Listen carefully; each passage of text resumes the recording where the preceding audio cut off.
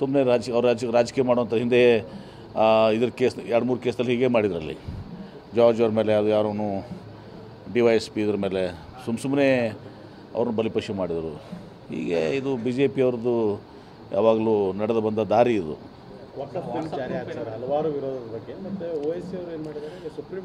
ನೋಡಿ, supreme court ಮೊರೆ ಹೋಗೋದು ಬೇರೆ. ಆದರೆ ಒಂದು ನೀವು ವಿಜಯಪುರ ಜಿಲ್ಲೆಯಲ್ಲಿ ವಿಶೇಷವಾಗಿ ಗಮನಿಸಬೇಕಾಗಿತ್ತು. ಅಮಿತ್ ಶಾ ಅವರು ಗೃಹ ಸಚಿವರು, ಎಲ್ಲ ಮಾಹಿತಿ ಇರ್ತದೆ ಅವ್ರಿಗೆ, ಬೇಕಾಗಿದ್ದು ಬೇಡಾಗಿದ್ದು ಎಲ್ಲ ಮಾಹಿತಿ ಇರ್ತದೆ ಅವ್ರಿಗೆ. ಅವರು ಹೇಳ್ತಾರೆ ಹೊನ್ನವಾಡದಲ್ಲಿ 1500 ಎಕರೆ ರೈತರದು ವಕ್ಫ್ ತೊಗೊಂಡೆ. ಹೊನ್ನವಾಡದ ಕೋಶ ವಿಷಯ ನಿಮ್ಗೆ ಗೊತ್ತಿದೆ, ಮಾಲ್ ಬಗಾಯ್ತು ಅಂತೇಳಿ ತಪ್ಪು ಇದು ಆಗಿದ್ದಂಥದ್ದು ಬ್ರ್ಯಾಕೆಟ್ನಲ್ಲಿ.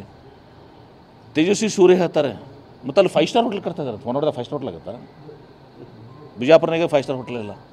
ಆಮೇಲೆ ತೇಜಸ್ವಿ ಸೂರ್ಯ ಅವರು 10,000 ಎಕರೆ 15,000 ಎಕರೆ ವಿಜಯಪುರ ಜಿಲ್ಲೆಯಲ್ಲಿ ರೈತರ ಜಮೀನನ್ನು ವಕ್ಫ್ ಫೋರ್ ಪಡ್ಕೊಂಡಿದ್ದಾರೆ ಅಂತ ಹೇಳ್ತಾರೆ.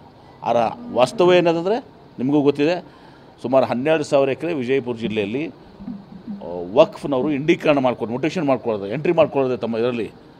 ಸುಮಾರು 10-12 ಕೋಟಿ ಲ್ಯಾಂಡ್ ಗ್ರ್ಯಾಂಟ್ನಲ್ಲಿ ಇದರಲ್ಲಿ ನಾವು ಹಂಚಿದ್ದೀವಿ. ನಿಮಗೆ ಅದೆಲ್ಲವನ್ನು ಬಿಚ್ಚಿ ಮುಂದಿಟ್ಟಿದ್ದೀವಿ.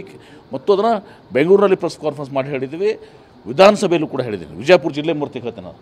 ಎಷ್ಟು ತಪ್ಪು ಮಾಹಿತಿಗಳನ್ನು ಕೊಡ್ತಾರೆ. ಇನ್ನು ಕಾನೂನಾತ್ಮಕ ಹೋರಾಟ ಇದೆ, ಅದೇನಾಗ್ತದೆ ಅದು ಅಂತಿಮ. ಅದು ನನಗೇನು ಗೊತ್ತಾಗ್ತದೆ, ಸುಪ್ರೀಂ ಕೋರ್ಟ್ನಾಗ ಏನು ನಿರ್ಣಯ ಮಾಡ್ತಾರೆ, ಅವರು ನ್ಯಾಯಯುತವಾಗಿ ನಿರ್ಣಯ ಮಾಡ್ತಾರೆ.